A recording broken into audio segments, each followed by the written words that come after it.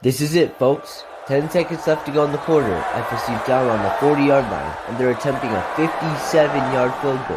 Oh, and a timeout called just in time. Timeout? The last game of the day is starting now. Hustle over if you want to play. I'll be there. Hold the gates. It's almost over. And we're back. The kick is up, but wait, there's another timeout. No. They're lining up again.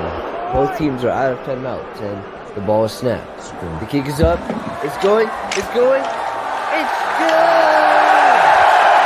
I can't believe this.